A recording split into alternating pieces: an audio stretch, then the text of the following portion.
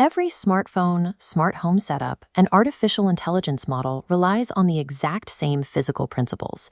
But before we can understand how software thinks, we have to look at the hardware it runs on, specifically how flat sheets of raw metal and silicon process information.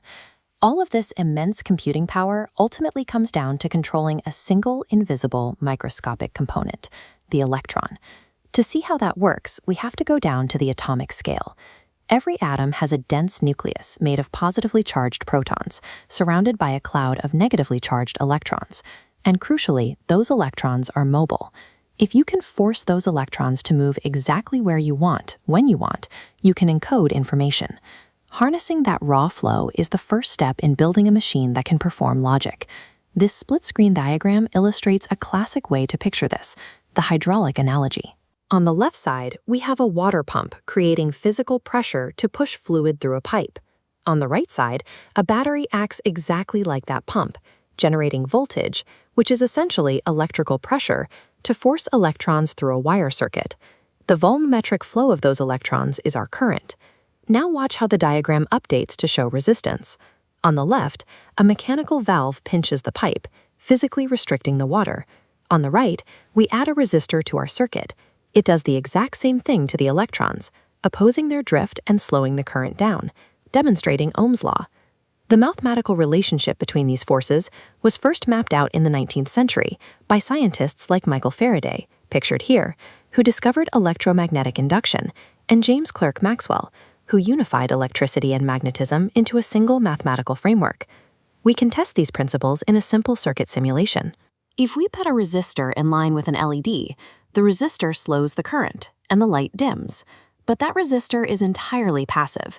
It restricts flow constantly, without the ability to react to new information, or dynamically turn the current on and off. This circuit is effectively always on, until the power source is removed. To build a system that can respond to different inputs, we need a component that can selectively dictate the path of the current, functioning as a one-way gate for electrons. As this 2D diagram illustrates, we solve that problem using a silicon crystal lattice. Pure silicon doesn't conduct electricity well, but by adding specific atomic impurities, a process called doping, we create two distinct new materials.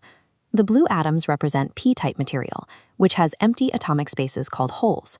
The red atoms represent n-type material, which contains extra free-moving electrons. Watch what happens in the animation when we press these two materials together. Due to the sudden concentration gradient, the extra electrons from the N side diffuse across the central border to fill the empty holes on the P side.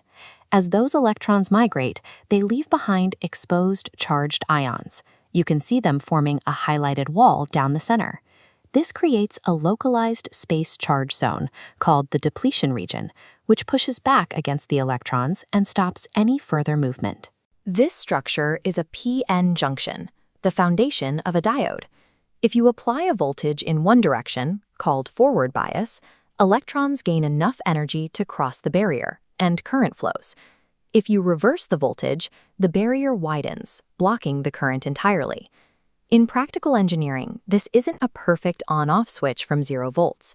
The Shockley diode equation dictates that you need a specific voltage threshold, usually around 0.7 volts for silicon, to punch through that depletion region and initiate the flow.